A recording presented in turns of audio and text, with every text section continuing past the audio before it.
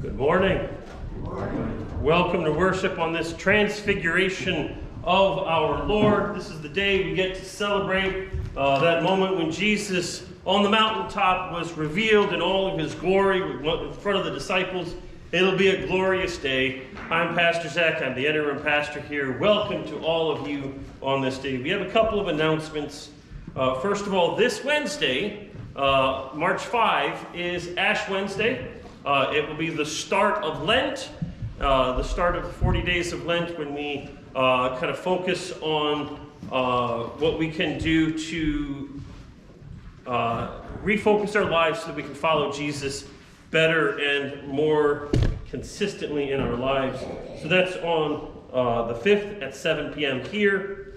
The following Wednesday, on the 12th, and the Wednesdays after that are our midweek Lenten services. So we'll have soup suppers that start at 6:15, and the worship service itself will start at 7. So you are all invited to that. There is a sign up in the back for that. If you want to sign up to bring some food for that meal, that would be wonderful. Quick note, next Sunday is daylight savings time. Then this is the spring, so this is when we spring forward, and you lose that lovely hour of sleep. So do mark your calendars and come to church appropriately, or you might get here after it's all done.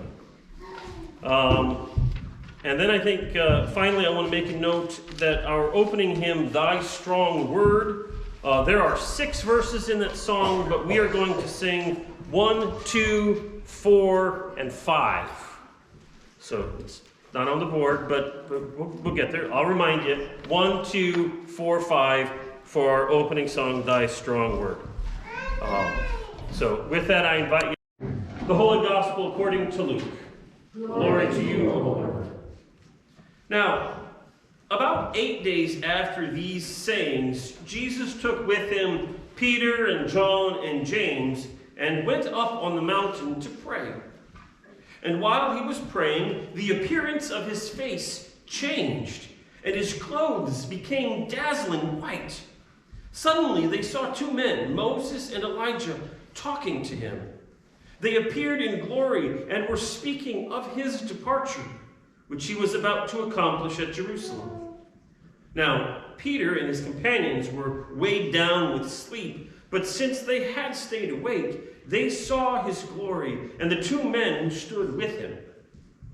Just as they were leaving him, Peter said to Jesus, Master, it's good for us to be here. Let us make 3 dwellings, one for you, one for Moses, and one for Elijah, not knowing what he said.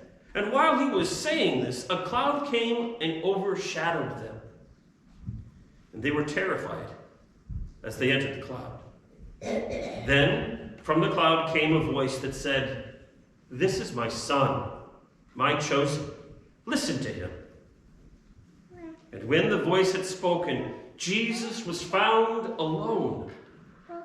And they kept silent, and in those days told no one any of the things they had seen. On the next day, when they had come down from the mountain, a great crowd met him.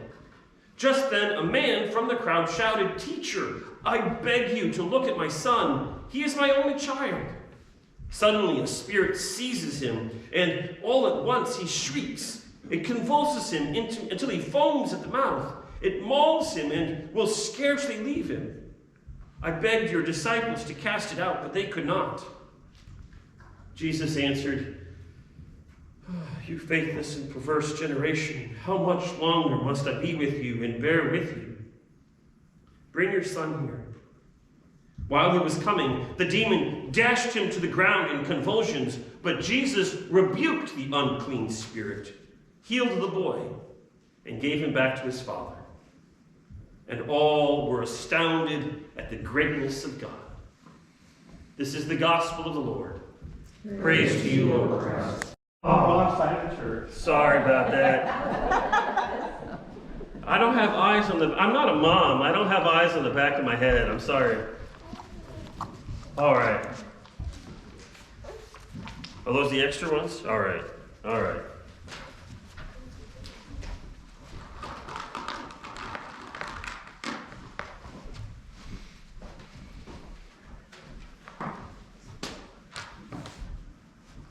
for a moment, Jesus was transformed in front of the disciples, and they could see his glory shining into the world. They could see it. They could recognize that. And in that moment, they knew that what Jesus had been saying to this point was true. And they could trust what he was all about. That's what this Transfiguration Sunday is all about. Now, our reading today begins with 8 days later. And whenever you read a passage that starts 8 days later, the question becomes, well, what happened 8 days ago? Well, 8 days ago, Jesus was gathered with his disciples, and he asked them, who do people say that I am? And there were many different answers, and then Peter pipes up and says, you are the Christ. You are the Messiah. See, in Peter's mind, Peter was imagining Jesus to be the Messiah, the hero of the Jewish people. He imagined the Messiah to be the one who would come and rally the entire country and gather them all up there and get them all into the same place, and they're ready to go, and he's going to gather an army, and he's going to lead the army out, and he's going to destroy all of the people that have been trying to harm the Jews.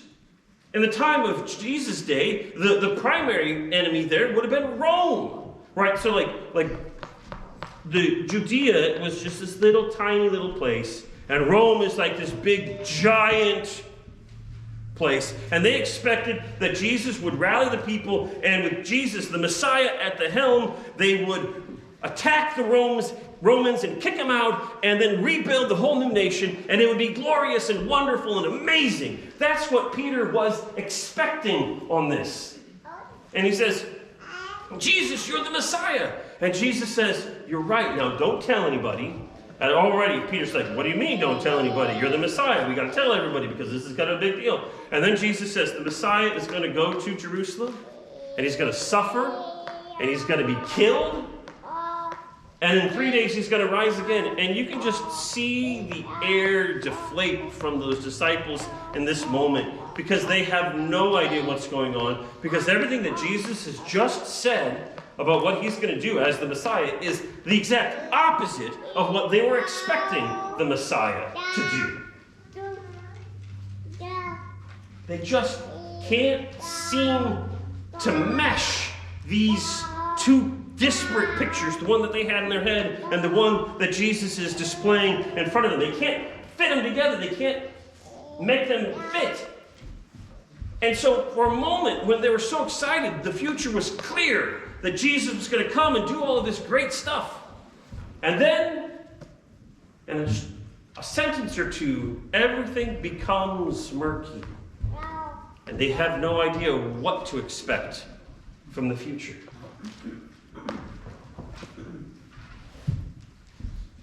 Do you know what the future holds? Do you have any idea what the future holds?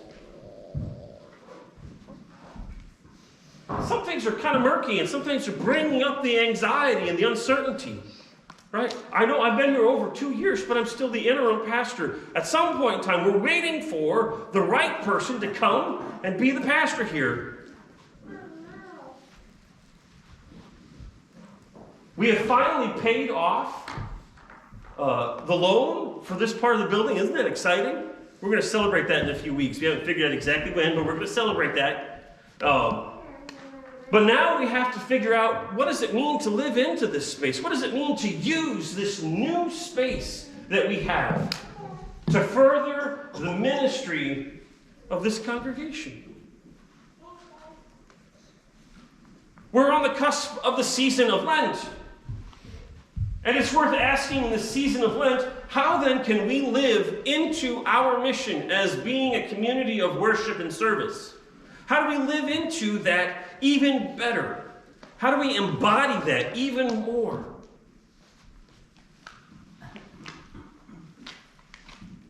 These questions are hard to understand. And they raise anxiety and uncertainty. And it results in the future being unclear. And it's just as true with our daily lives. Do you have any idea what your future holds? What about the future of this country?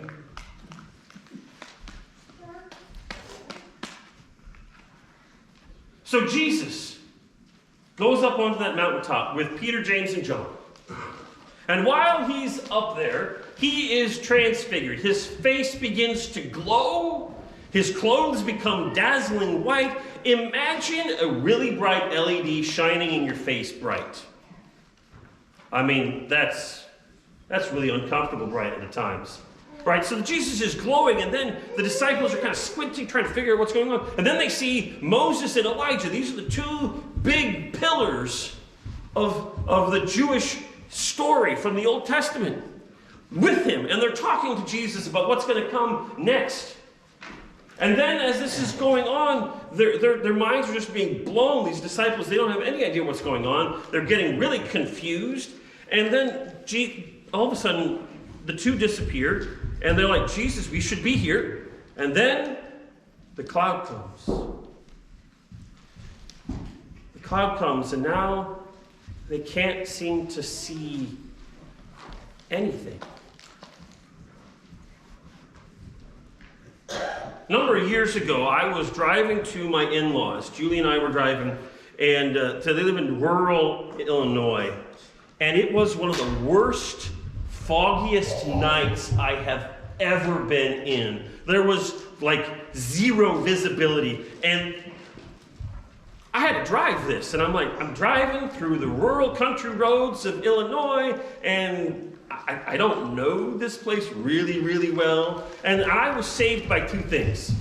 One, Julie knew those roads really, really well, so she knew where every turn and hill was, and she could tell me as I was driving, so that helped a lot.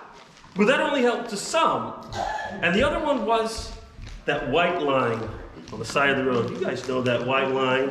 Anybody who's driven in fog, you know my eyes are glued to that white line because I can't see nothing there. All I can do is say, okay, so I know that there's going to be this much space between my car and that white line, and that means the white line should be right there on my hood, and I'm just driving. I'm going to keep that there. I can't tell what's going on over here because it's too foggy that way, but I can hold on to that line, and then when that line curves, I can curve, and then it goes back. The scariest moment is when you get to a turn or whatever, and that line disappears, and you're like, ah! And then it comes back, right? Anybody who's driven in fog should. Jesus becomes that white line for these disciples in this moment. And as they are freaking out in this cloud, they hear a voice. This is my son, my chosen. Listen to him. And we have these echoes we hear these echoes from Jesus' baptism. Right after Jesus was baptized, and he's praying, and he sees the heavens open up and the Spirit of God descending on a dove, and Jesus hears a voice that says, "You are my son." Jesus hears that voice speaking directly to him. "You are my son, my beloved. With you I am well pleased." And that directs Jesus' ministry going forth. Here in this cloud, the disciples hear a voice directed to them. Hey, this is my son, my chosen. Listen to him.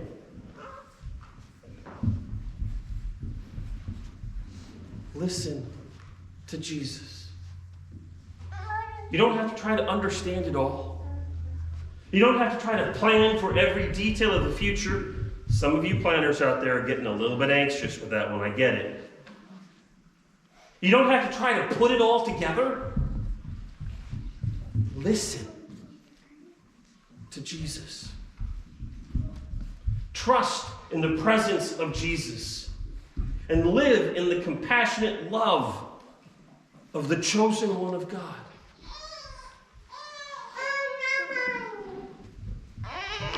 Listen to what that white line on the road is saying. Well, as the cloud departs, Jesus is alone. The disciples don't know what to do, so they keep their mouths shut for a while. Probably a good idea. And they go down the mountain. And down the mountain, Jesus is confronted with a man and his child, a boy. And the boy has some kinds of seizures. And nobody else can heal it, but Jesus is like, okay. And Jesus immediately heals the boy, sends the unclean spirit out. And in that process, heals not only the boy, but the boy's whole family. Jesus' entire life, his ministry, his way of living in the world, is about showing compassion to those who need it. Everything we read in the Gospel of Luke, and frankly the other Gospels as well, shows that Jesus' ministry is about caring for the sick. It's about providing a new sense of healing and wholeness for the broken. It's about offering hope to those who have been stripped of hope from the consequences of this world. It's about bringing justice to the abused. This is Jesus' life. This is Jesus' ministry. This is the picture that voice in the cloud has told us. Listen to this voice. Jesus' ministry is about providing new life and hope for those who need it. And we all need it. And then after this, Jesus begins his journey to Jerusalem, to his own suffering and the cross. This is a path that Jesus knows clearly. And he walks it for the sake of you and for me and for the whole world, everyone outside this building. He walks it for the sake of people who need new life and hope.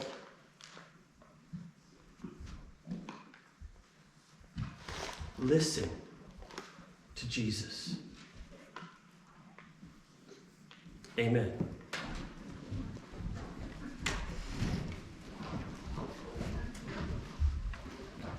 I invite you to stand as you're able. Open your hymnals to 315. Let us sing, How Good, Lord, to Be Here.